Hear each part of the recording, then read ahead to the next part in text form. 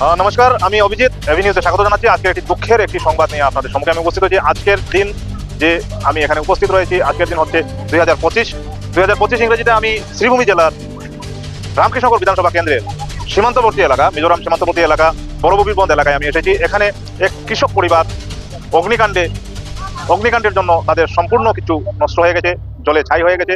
সেই চিত্র আমি দেখানোর চেষ্টা করব।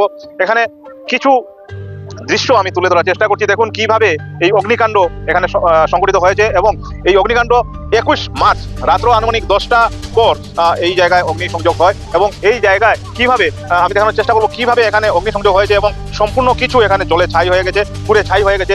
এই যে রয়েছে এই এলাকার যারা মানুষ এখানে এসেছেন, এই জায়গাকে দেখছেন, এবং আগুন যে ধরেছিল, এখানে যে আগুন লেগেছিল সেই আগুন নেভানোর চেষ্টা করেছিলেন। কিন্তু এই কৃষক পরিবার রয়েছে, এই কৃষক পরিবারের কিছুই এখানে বাঁচানো যায়নি। এবং আমি সেখানে উপস্থিত হয়েছি এই জায়গায়, এবং আমি এখানে যিনি কৃষক রয়েছেন, যার ঘর জ্বলেছে, আমি ওনার নিকট থেকে জানার চেষ্টা করবো যে কি বিষয়, কি হয়েছিল। আপনার নাম বলুন। কুমার জয় সকাচার। কি হয়েছে? গ্রাম বড়বীরবন রাত 10টার সময় আগুন জ্বলে গেছে ঘর বাড়ি। কেমন ক্ষতি হয়েছে আপনার? বহুত ক্ষতি হয়েছে। ক্ষতি তো এখনো ঠিক কইতাম পারতাম না। ধান 450 মণ ধান জ্বলছে, কাপড় চোপড় যাবতীয় জিনিসগুলা সব আমরা ঘুম থেকে উঠছে, যেটা শরীরে যেটা আছে ওটাও বার হয়েছে, সব শেষ। তো আপনারা কি ফায়ার ব্রিগেড, থানা, পুলিশ কাউকে যোগাযোগ করেছিলেন? না, করতাম পারছি না। এটা তো নেটওয়ার্কের প্রবলেমে, এটা তো নাইও। এটা তো আমার রাইস মিল একটা গেছে গিয়া, আর এটা যাবতীয় জিনিস এখনো কইতাম পারতাম, বহুত জিনিস গেছে। তো আপনার এই যে ঘরের যে এই যে অবস্থা দেখছি, মানে এখানে ধান মানে এখনো জলা অবস্থায় রয়েছে, ধান কেমন হবে? 450 মণ ধান। 400 মণের উপর? 450, 375 মণ ধান। আচ্ছা, তো এই যে আপনার ক্ষতি হয়েছে, আপনি কি করেন এমনিতে? আমি তো গৃহস্থী করি, গৃহস্থী কাজকর্ম করি। মানে কৃষিজীবী আপনার? কৃষি গ্রুপের। তো আপনার এখান থেকে এই যে আপনার থানা আছে, এই থানা কতটুকু দূর হবে? থানা রংপুর পর্যন্ত 15 কিলোমিটার অনুমানিক। এটা তো কেউ আমার কইছে না অত কিলোমিটার দূর। 15 কিলোমিটার না 15 মাইল হইব। ঠিক আছে, আমরা এখানে এই যে ভুক্তভোগী যিনি রয়েছেন, ওনার নিকট আমরা জানার চেষ্টা করলাম। এই অঞ্চলে একজন সমাজসেবী একজন রয়েছেন, ওনার নিকট জানার চেষ্টা করবো। আপনার নাম বলুন। আমার নাম মাইকেল চড়াই। কি হয়েছিল এখানে ঘটনা? রাত্রে অনুমানিক 10টা 10:30 ঘটিকায় এই ঘরগুলি সব জ্বলিয়া ছাই হয়ে গেছে, কিছু বাঁচানি গেল না।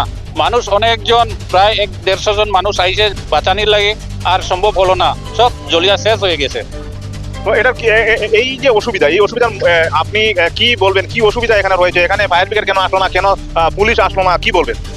এই এলাকাতে ফায়ার ব্রিগেড বা পুলিশ বা যে সরকারের দায়িত্বশীল যারা আছে, তারা যেন আশেপাশে সরকারের ব্যবস্থা করা হোক, ফায়ার ব্রিগেড বা টাওয়ার এগুলি ব্যবস্থা দেওয়া হোক বলিয়া আমরা সরকারের কাছে ওইটাই অনুরোধ, যেন আমাদেরকে ভবিষ্যতে যেন এই ঘটনা যেন না ঘটে।